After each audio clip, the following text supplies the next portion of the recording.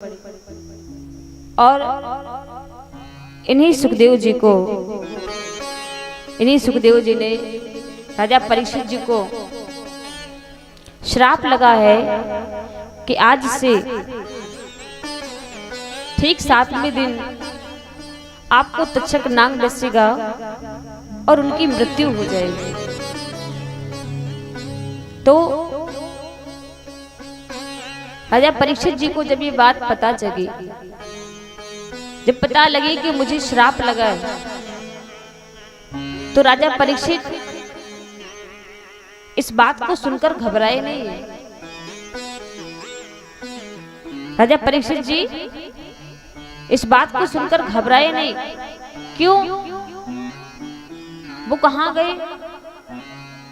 जैसे ही राजा परीक्षित जी को पता लगा कि मुझे श्राप लगा है, तो वो सीधे संतों की शरण में गए। और ध्यान देना मेरे भैया,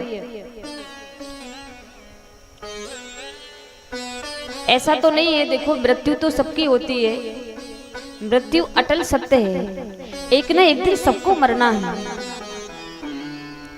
लेकिन यदि हम और आप संतों की संगत करते हैं, संतों के साथ में रहते हैं, तो मृत्यु से तो नहीं बचाया जा सकता, लेकिन आपके हृदय में जो मृत्यु का भय है, उस भय से आपको जरूर बचाया जा सकता है।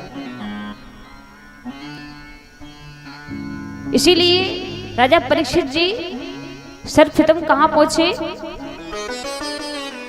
संतों की शरण में। क्योंकि राजा परीक्षित जी को पता है कि मुझे मरना तो है ही, लेकिन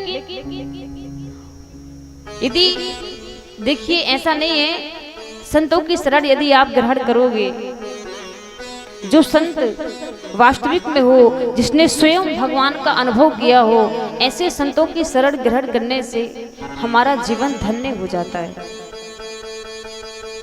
संत आपको मृत्यु से नहीं बचा सकते, लेकिन मृत्यु का जो भय है उससे आपको जरूर बचा सकते हैं। मृत्यु तो हर किसी की होती है, मृत्यु तो निर्जीव चीजों की भी होती है कि नहीं? जैसे कि हम और आप, एक मोबाइल होता है, एक फोन पूरी उम्र तो चला नहीं सकते ना, चला सकते? एक फोन पूरी उम्र भर चल सकता है? नहीं चल सकता, नहीं चल सकता। क्यों? क्योंकि जब वो फोन बनाया गया था ना, उसके साथ साथ निर्धारित लिख दिया जाता है कि इतने से इतने दिन तक चलेगा। ठीक उसी प्रकार जब हमारा जन्म होता है, तो हम जन्म अकेले नहीं लेते, बल्कि मृत्यु भी हमारे साथ जन्म लेती है। मृत्यु मानो हमारी सगी बहन है, सब छोड़कर चले जाएंगे, पर वो छोड़कर नहीं जाएगी। इसलिए संतों की शरण में जाने से आपको मृत्यु से तो नहीं बचाया जा सकता, लेकिन जो मृत्यु का भय है, उस भय से आपको जरूर बचाया जा सकता है। और आज राजा परीक्षित जी संतों की शरण में पहुंचे, और जब संतों की शरण में पहुंचे तो महाराज हजारों लाखों के संतों के दर्शन किए।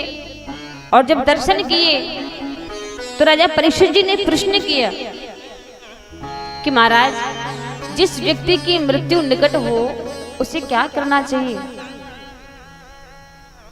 राजा परीक्षित जी ने ये नहीं पूछा कि मेरी मृत्यु निकट है तो मुझे क्या करना चाहिए, ये नहीं पूछा, ये प्रश्न नहीं किया उन्होंने। फिर प्रश्न क्या किया? प्रश्न ये किया है कि महाराज, जिस इसका मतलब है कि संसार में कोई भी हो, जिस व्यक्ति की मृत्यु निकट हो उसे क्या करना चाहिए? जब ये प्रश्न किया तो महाराज किसी संत ने भी इसका उत्तर नहीं दिया। हजारों लाखों संत वहां पर विराजमान है। तभी एक और संत आए जिनका नाम है श्री सुखदेव जी महाराज। प्रेम से बोलिए श्री सुखदेव जी महाराज की जय हो। श्री सुखदेव जी महाराज आए और जैसे ही श्री सुखदेव जी महाराज आए तो श्री सुखदेव जी महाराज कहते हैं, राजन चिंता मत करो, समझ लो कि तुम्हारी मुक्ति हो गई। और जैसे ही कहा तो महाराज जितने भी संत महात्मा वहां पर विराजमान हैं, राजा परीक्षित सब श्री सुखदेव जी महाराज के चरणों में प्रणाम करते हैं और श्री सुखदेव जी महाराज की जय जयकार करते हैं। श्री सुखदेव जी महाराज कहते हैं कि राजन चिंता ना करो राजन,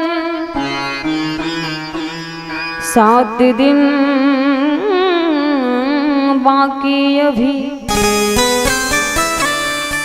घड़ी भर में परलोक की प्राप्त होता है। श्री सुखदेव जी महाराज कहते हैं कि राजन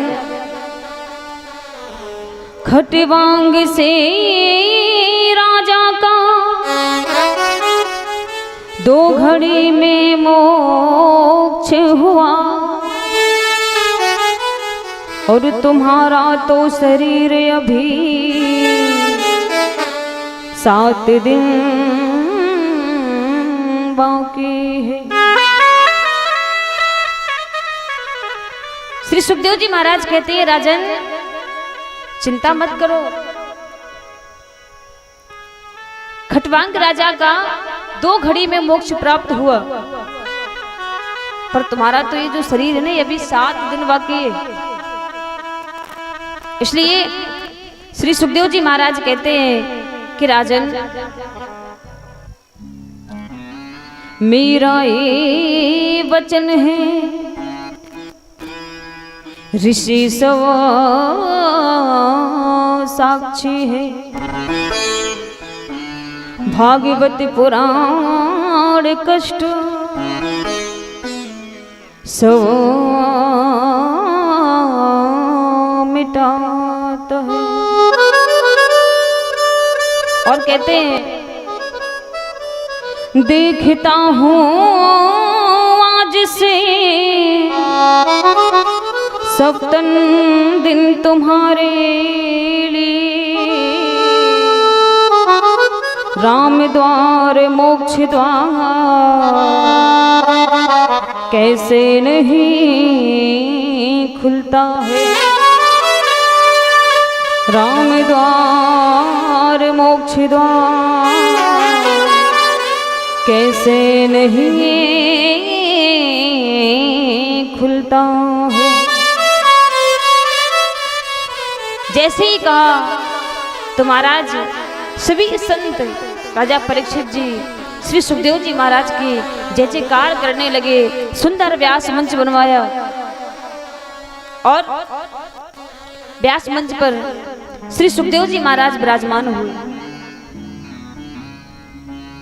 और आज राजा परीक्षित जी ने एक ही प्रश्न किया कि महाराज जिस किसी व्यक्ति की मृत्यु निकट हो उसे क्या करना चाहिए, उसे कौन सा धर्म करना चाहिए। तो श्री सुखदेव जी महाराज कहते हैं कि राजन श्वास श्वास पर कृष्ण भजो,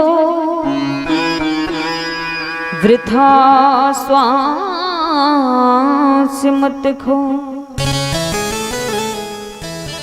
ना जाने इस श्वास का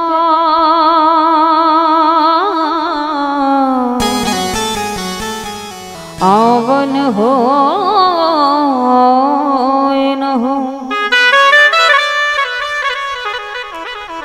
श्री सुखदेव जी महाराज कहते हैं राजन जिस व्यक्ति की मृत्यु निकट हो उसे केवल एक ही कार्य करना चाहिए, एक ही धर्म करना चाहिए।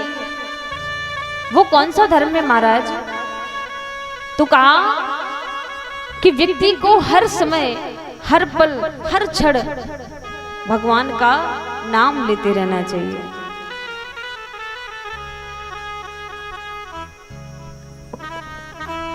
हर पल भगवान का नाम लेते रहना चाहिए। क्यों? क्योंकि हमारे इस जीवन का कोई भरोसा नहीं है।